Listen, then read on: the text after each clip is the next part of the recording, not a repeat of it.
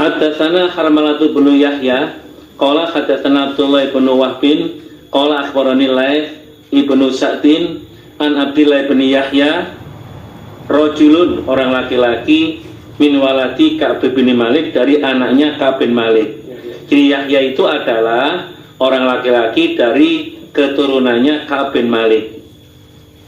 An abihi dari bapaknya Abdillah, an jadihi dari kakeknya Abdillah, namanya Ka'b bin Malik. Anna jaddatahu sesungguhnya neneknya Abdullah namanya Khairah imra'ata Ka'b bin Malik, istrinya Ka'b bin Malik. Iku atat datang sapa jaddatah sapa nenek Rasulullah pada Rasul sallallahu alaihi wasallam bihuliin dengan perhiasan laha bagi jaddatah. Jadi Khairah nenek, dia adalah istrinya Ka'b bin Malik, datang kepada Nabi dengan membawa perhiasan miliknya. Fakolat lalu berkata sapa Khairah atau nenek, ini sesungguhnya aku tasodakotu, sodako aku biasa dengan ini, tapi perhiasan ini aku serahkan sebagai sodako saya. Fakola maka bersabda laha pada nenek, pada perempuan itu, sapa Rasulullah sallallahu alaihi wasallam, la yajuzu tidak boleh lil mar'ati bagi istri fi maliha di dalam hartanya istri illa kecuali biizni zaujiyah dengan izin suaminya istri. Nabi mengatakan bahwa orang perempuan itu tidak boleh memberikan hartanya kecuali dengan izin suaminya. Fahal maka adakah istazanti minta izin kau kapan pada Ka'ab? Apakah kamu Bukhairah atau Bukhairah? Bukhairiyah ya. bukan Bukhairiyah, istrinya Pak. Bukan Bukhairiyah. Istrinya Pak Mustafa Royan itu Bukhairiyah. Mertua saya. Apakah kamu sudah minta izin kepada Ka'ab suamimu? Qaulat berkata sapa istri, na'am, ya. Oh ya Nabi sudah, aku sudah minta izin kepada suami saya. Fabata maka mengutus sapa Rasulullah sallallahu alaihi wasallam ila Ka'b bin Malik pada Ka'b bin Malik. Faqala maka bersabda sapa Nabi, hal azinta, adakah memberi izin engkau li Khairata pada Khairah istrinya, anta sodako bahwa sodako sopo Khairah bihulihiha dengan perhiasannya Khairah. Jadi Nabi tidak langsung ya menerima apa yang Ibu Khairah sampaikan bahwa dia telah dapat izin. Nabi ngecek langsung, ngecek kepada Ka'ab, Ka'ab, apakah kamu betul sudah memberi izin Khairah mensedekahkan perhiasannya ini? Pakola maka berkata sopo Ka'ab, na'am, ya Nabi, ya saya memberi izin. Fakobilahu maka menerima hu pada perhiasan sopo Rasulullah sallallahu alaihi wasallam minha dari Khairah. Baru Nabi menerima sedekah dari Khairah. Rawi Ibnu Majah di Kitabil Hibad. Jadi dalam hadis ini Nabi bertanya kepada Khairah, itu apakah kamu sudah meminta izin kepada suamimu untuk sedekah perhiasan. Nah, perhiasan ini merupakan sesuatu yang nilainya besar. Makanya di sini sampai Nabi mengatakan fahal istadzanti Ka'ban, apakah kamu sudah meminta izin pada Ka'ab sebagai suami kamu. Nah, ini maksudnya adalah karena yang dikeluarkan atau yang disodakokan itu adalah sesuatu yang besar, yang berharga. sehingga Nabi sampai mengatakan seperti itu. Tapi kalau di situ sifatnya sodako biasa, artinya itu kalau dia mengeluarkan ya istilahnya untuk lemparan uang sodako dan sebagainya, itu ya tidak sampai meminta izin kepada suaminya. Karena apa? Itu urufnya atau yang sudah dikenal dalam keluarga dia, nggak ada masalah. Karena apa? Di situ dia mengeluarkannya pun juga di dalam kebaikan. Jadi dalam hadis ini karena huli atau perhiasan itu sesuatu yang besar, sehingga Nabi sampai bertanya, apakah kamu sudah izin kepada suami kamu? Dilanjutkan, sebelum dilanjutkan, alhamdulillah, amal soleh dibuka halaman 42.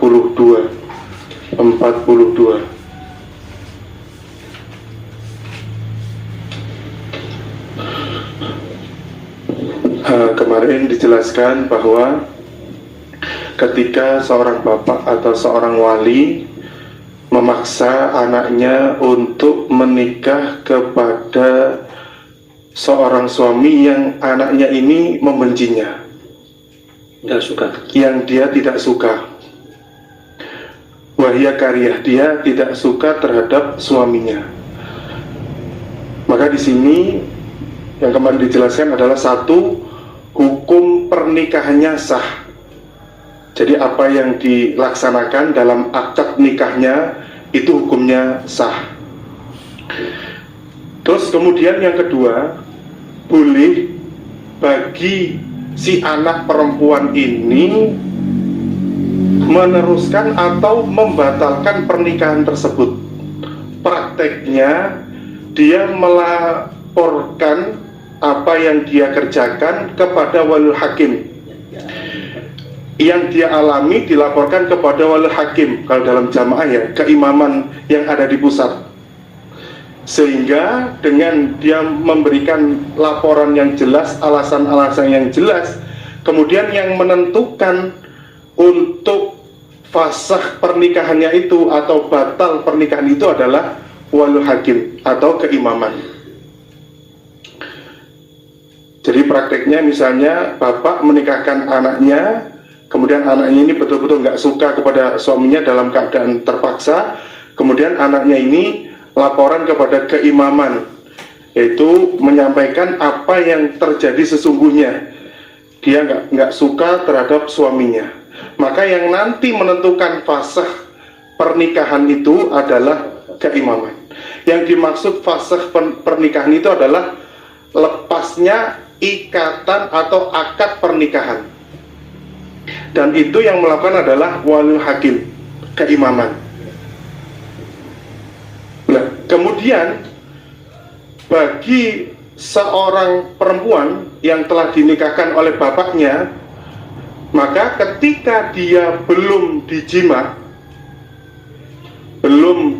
oleh suaminya, maka ketika sudah dilaksanakan fasakh oleh keimaman, si perempuan ini dia tidak berhak mendapatkan mas kawin sama sekali.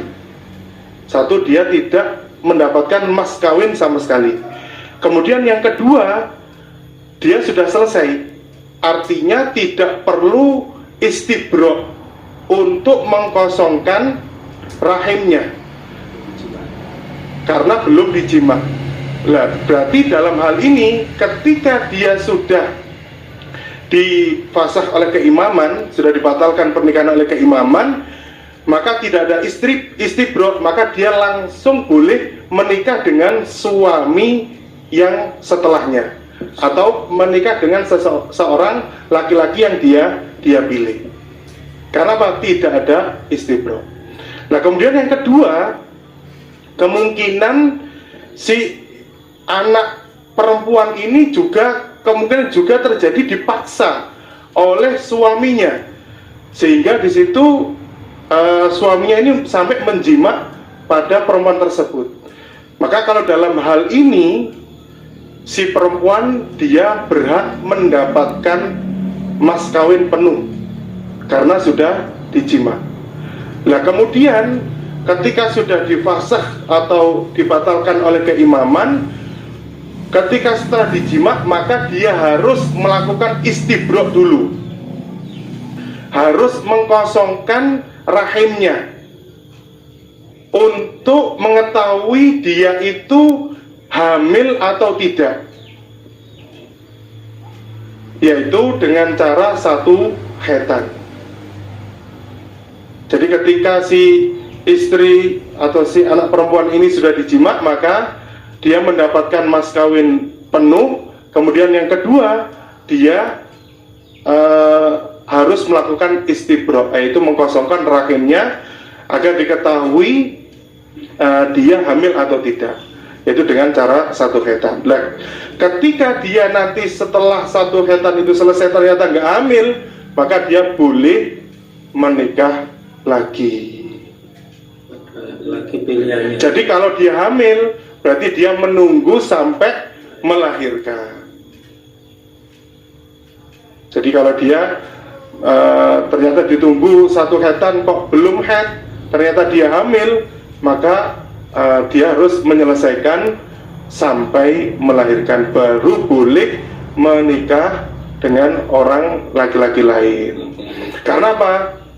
Setelah nanti dalam masa ini, dalam masa istibro ini, kan nanti dikhawatirkan kalau ada orang lain yang menikah dengan dia, nanti dikhawatirkan ada maninya itu tercampur, spermanya itu tercampur, sehingga ya nanti tidak diketahui anak siapa ini, apakah dari suami pertama atau suami yang kedua. Gini.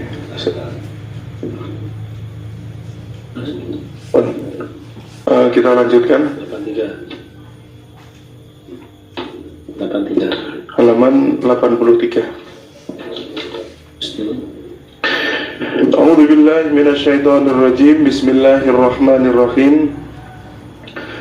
Babu husni muasyaratin nisa'i, babnya baiknya mempergauli beberapa istri. Babnya perintah untuk mempergauli istri dengan baik. Qala berfirman siapa Allah Ta'ala yang maha luhur. Wa ashiruhunna, dan mempergaulilah kalian hunna pada mereka istri, bil ma'rufi dengan baik. Allah berfirman, kalian wahai suami supaya mempergauli istri kalian dengan baik, yaitu dengan bicara yang baik, perilaku yang baik, selalu memberikan nasihat-nasihat, pitutur-pitutur, agar istrinya itu selalu dalam kebaikan.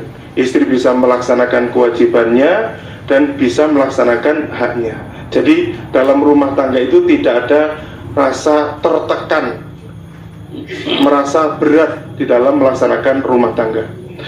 Fa in karihtumuhunna, maka jika benci kalian suami guna pada mereka istri, fasa maka barangkali antakrohu, apabila benci kalian syai'an pada sesuatu, maka jawabnya fasbiru wala tufarikuhunna, maka kalian supaya bersabar dan jangan sampai memisahi pada istri kalian. Jika kalian benci pada istri kalian, maka barangkali kalian benci pada sesuatu itu, maka kalian supaya betul-betul bisa sabar dan jangan sampai melepas istri kalian.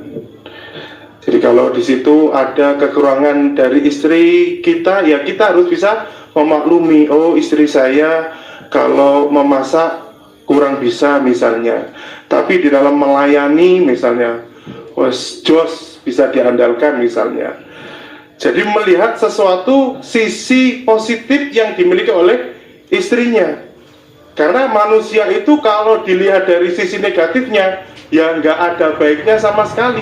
Karena apa? Manusia itu pasti memiliki kekurangan.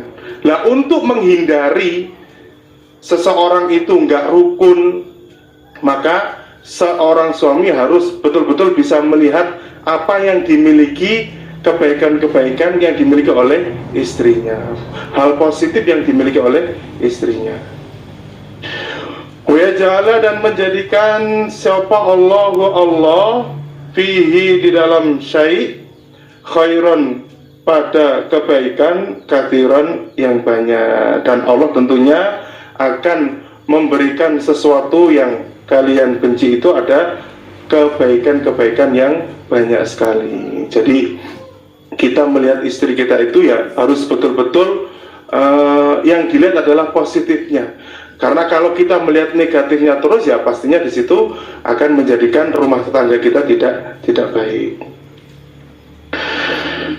Wa haddatsani Ibrahim ibnu Musa Ar-Razi haddatsana Isa yakni Ibnu Yunus haddatsana Abdul Hamid Rubani ibnu Ja'far an Imran ibnu Abi Anasin an Umar ibnu Al-Hakam an Abi Hurairah. Qala, berkata siapa Abu Hurairah, qala bersabda siapa Rasulullah sallallahu alaihi wasallam, la yafraq, jangan benci, siapa mukminun, orang iman laki-laki. Maksudnya di sini adalah suami, mukminatan, pada orang iman perempuan. Maksudnya di sini adalah istri. Nabi bersabda, seorang suami jangan sampai membenci pada istrinya.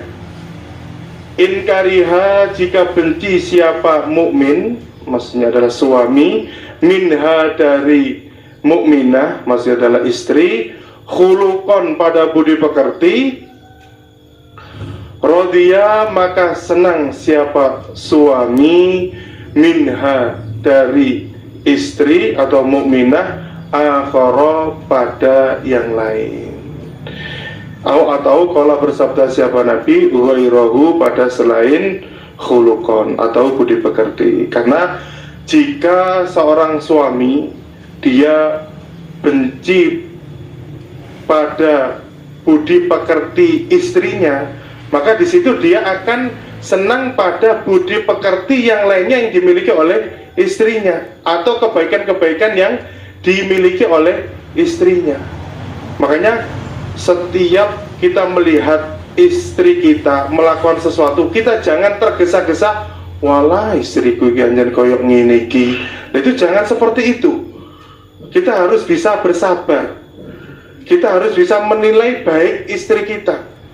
Karena kalau dibandingkan pada zaman sekalian, dalam rumah tangga, peran yang paling besar itu adalah istri. Karena apa? Kalau kita melihat mulai bangun sepertiga malam, sudah utek-utek di dapur, sudah menyiapkan sesuatu yang akan digunakan oleh suaminya, dan setelah sholat subuh nanti kegiatan-kegiatan itu dalam sehari penuh itu yang melakukan adalah istri. Makanya kalau kita melihat ada kekurangan dari istri kita, kita jangan sampai menghukumi langsung, wah istri saya ini nggak baik. Jangan seperti itu. Kita harus bisa menilai sisi baik dari istri kita. Karena ya nggak ada istri yang sempurna, itu nggak ada. Pasti ada kekurangannya. Roh Muslim fi kitab Ar-Raghab. Barangkali itu Pak.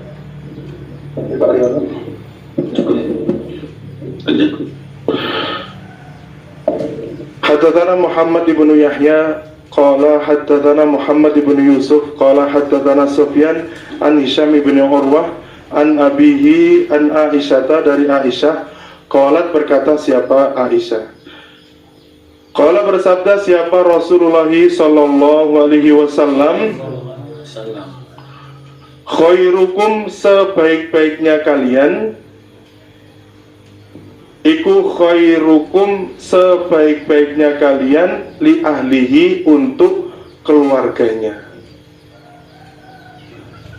Nah, Nabi bersabda, sebaik-baiknya kalian adalah orang yang paling baik terhadap keluarganya.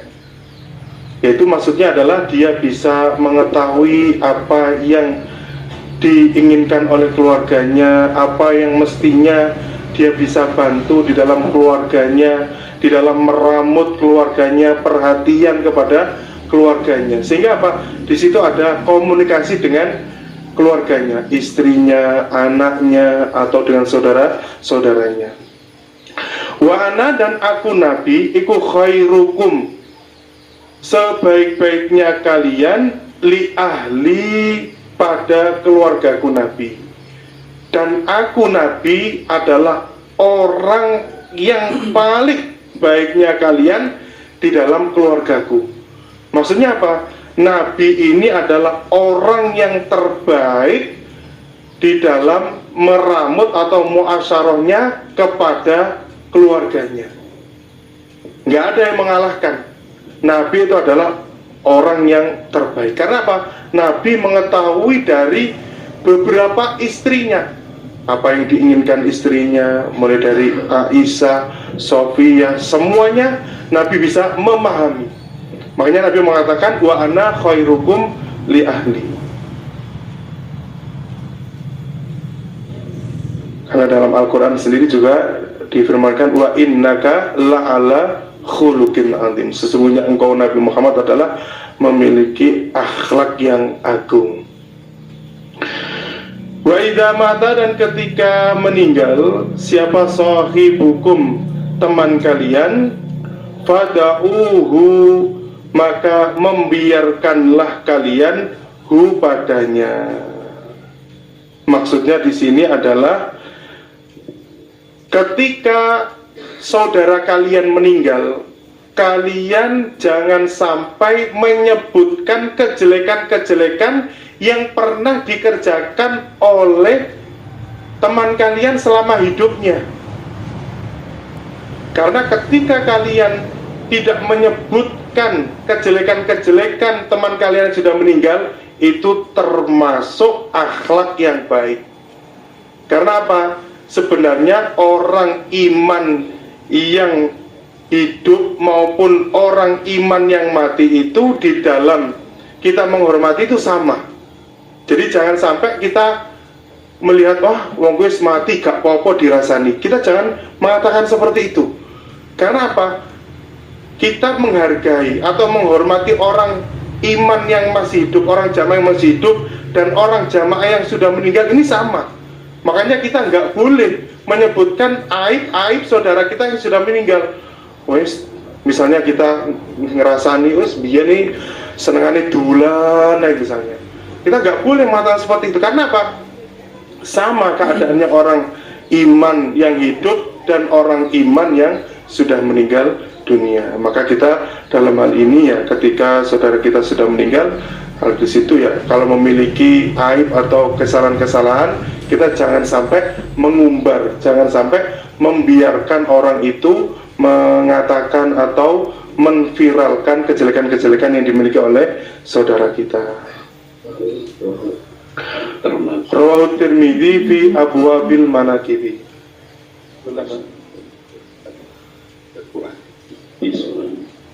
Nah, dalam hal ini ya termasuk ketika suaminya mungkin meninggal, lah di situ ya jangan sampai menyebutkan kejelekan-kejelekan yang dimiliki oleh suaminya. Karena kalau kita sampai menyebutkan, berarti kita termasuk mengumbar aib di dalam keluarga kita. Haddatsana Adam qala haddatsana Syu'bah qala haddatsana Al-Hakam an Ibrahima anil Aswad qala, berkata siapa Aswad, Sa'altu, bertanya aku, Aisyah pada Aisyah, ma apakah karena ada siapa an-nabiyyu Nabi sallallahu alaihi wasallam iku yasna'u, berbuat siapa Nabi fi baitihi, di dalam rumahnya Nabi. Aswad dia pernah bertanya kepada Aisyah, wahai ibu Aisyah, sebenarnya apa yang dikerjakan oleh Nabi ketika Nabi di rumah? ketika Nabi bersama istrinya, itu apa yang dikerjakan oleh Nabi? Qalat, berkata siapa Aisyah, karena ada apa kelakuan, yakunu ada siapa Nabi, iku fi mihnati ahlihi, di dalam kesibukan atau melayani keluarganya Nabi. Takni menghendaki siapa Aisyah, khidmata ahlihi, melayani keluarganya Nabi. Saat itu Aisyah langsung menjawab, Nabi itu kalau di rumah seringnya atau selalu membantu keluarganya. Apa yang diperlukan oleh keluarganya, Nabi membantu. Jadi tanggap sebagai suami, ya suami yang solih, betul-betul mengetahui apa yang dikehendaki oleh suami istrinya.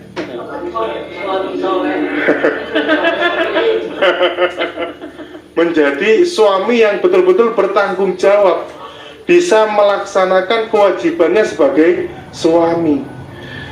Jadi tidak ada kok rasa malu atau rasa aku ini loh sopo, tidak ada. Tapi merasa bahwasannya ketika datang di rumah itu haknya sama-sama harus bisa membantu keluarganya.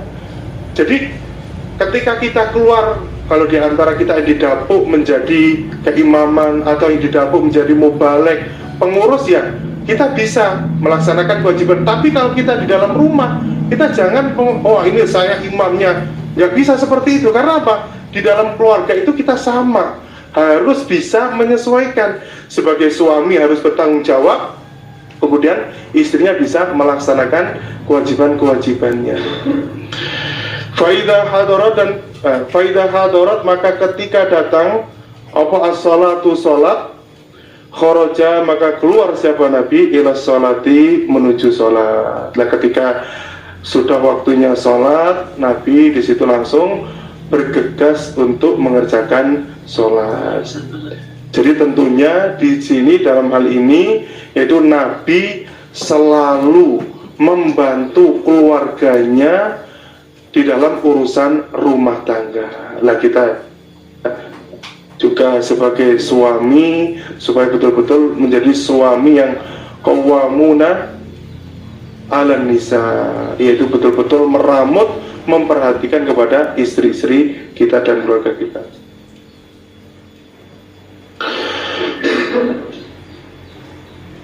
Wa haddatsana Abu Bakar ibn Abi Syaibah, haddatsana Husain ibn Ali an Zaidata an Maisarah an Abi Hazim an Abi Hurairah ani Nabi, dari Nabi sallallahu alaihi wasallam, qala, bersabda siapa Nabi, man barang siapa kana ada dia, yu'minu, iman dia, billahi, pada Allah, wal yaumil akhiri, dan pada hari akhir, maksudnya hari kiamat. Faida syahida, maka ketika menyaksikan dia, mengetahui dia, amron, pada perkara, fal yatakallam, maka supaya berbicara dia, bi khairin, pada yang baik, atau liyaskut, supaya diam dia. Nabi bersabda, barang siapa yang iman kepada Allah dan hari kiamat, ketika dia menyaksikan suatu perkara yang dia betul-betul menyaksikan, maka dia supaya berbicara yang baik. Maksudnya di situ, kalau memang yang dia lihat itu bisa disampaikan, ya disampaikan. Atau dia diam. Kalau dia melihat sesuatu itu memang harus ditutupi karena itu suatu aib, maka dia supaya diam. Jadi dalam hal ini dia supaya betul-betul hati-hati. Kalau memang dia melihat perkara yang boleh untuk disampaikan, ya disampaikan. Tapi kalau di situ kok dia melihat perkara yang nantinya perlu ditutupi, maka dia supaya diam. Jangan sampai semua perkara yang mestinya itu ditutupi atau tidak tutup disamakan, sehingga apa? Kejelekan orang yang dia sebutkan itu tersebar kemana-mana, viral kemana-mana. Wastausu dan menasehatilah kalian bin nisa'i pada beberapa perempuan, maksudnya istri. Dan kalian menasehatilah pada istri-istri kalian agar selalu berbuat baik. Wastausu ini maknanya ada 3. Yang pertama adalah menasehatilah kalian, yang bermakna ausu, menasehatilah kalian pada istri-istri kalian. Kemudian yang kedua, wastausu ini bermakna kalian menerimalah nasihatku Nabi. Ini maksudnya adalah dari kalimat atau yang tersimpan usikum biwasiyati faqbalu wasiyati. Jadi aku wasiat kepada kalian dengan wasiat, maka kalian supaya menerima wasiatku. Jadi yang kedua, menerimalah nasihatku Nabi. Kemudian yang ketiga, wastausu, saling menasehatilah kalian. Maksudnya di antara laki-laki itu supaya saling nasihat untuk selalu berbuat baik kepada istrinya.